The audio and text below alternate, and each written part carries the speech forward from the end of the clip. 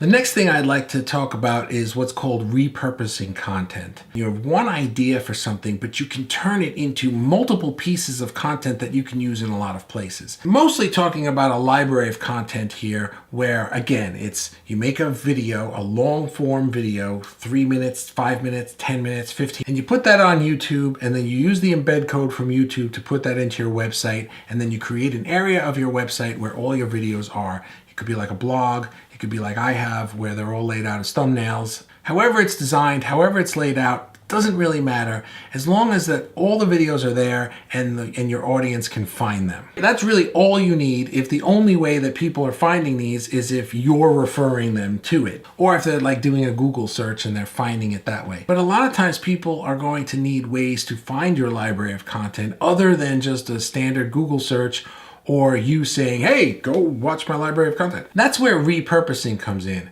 So you may be saying to yourself, gee, I have to make this video series, but I also have to do Facebook posts, and I also have to do Instagram, and I also have to tweet things, and I also have to put stuff on LinkedIn. Well, the good news is you can repurpose what you do for your library of content and use that everywhere. So really you only have to come up with one idea, the main topic of your video, and then you can create all kinds of different little pieces of content based off the one big piece of content and use that everywhere else. So here's an idea.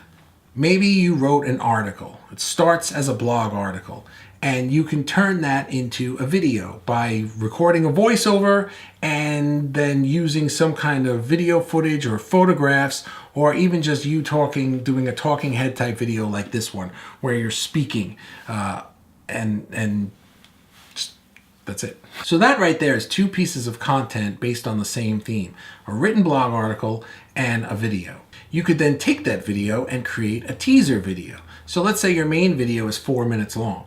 You could take just a segment of it that's 20 to 30 seconds long and just use that. Or you could take snippets of it and put them together to make sort of a teaser and let people know, like, here's what the video is about. Here's some quotes that I say from it. And if you want to see the whole video, go here. And you can post that on LinkedIn. You can post that on your Facebook page. You can put that up on Twitter. And then no matter where you're putting it, you can direct everybody to your web page on your website that has that video in your library of content. You can also take screenshots from your video or photos that you've used that are stock photos or screenshots of stock video footage that you've used. And you can use that for Instagram. And again, you can send people from Instagram to your latest video in your library of content. So why do this? What's the point of this? If I make a video and I put it on YouTube and I put it on my website, is that enough? It could be enough. If that's all you had time for, then that's certainly great, because that's really about 75% of the work. It could also be enough if all you care about is having a library of content, so that when you do get a phone call and you want to refer somebody to it before your meeting, just send them a link to your library of content. Say, here, watch these videos, or send them a link to a specific video based on something you talked about.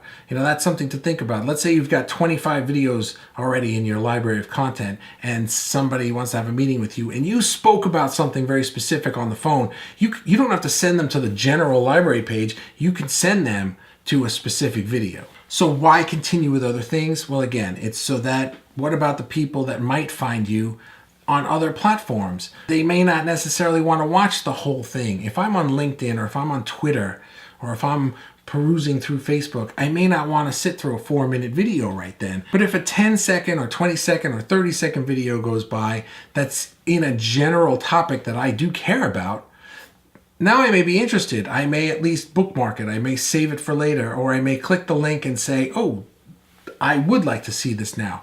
It puts you on their radar when you may not be in the first place. So in general, this is what I call the long form, short form content strategy. You've got your main video, but then you make little short versions of it, whether it's a shorter video or just a snapshot with a slogan, like one of those meme pictures, just an image. How you do it is up to you. There are as many ways to do it as figure out what's the easiest way for you to do it, how you can do it consistently.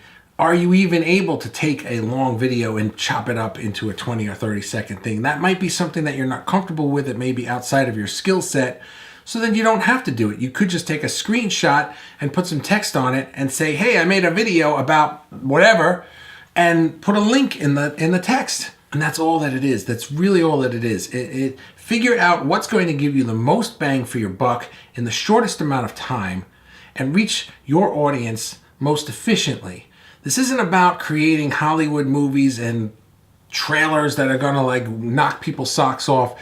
It's about capturing attention in the moment, sending them to your webpage, and getting them to take the next step.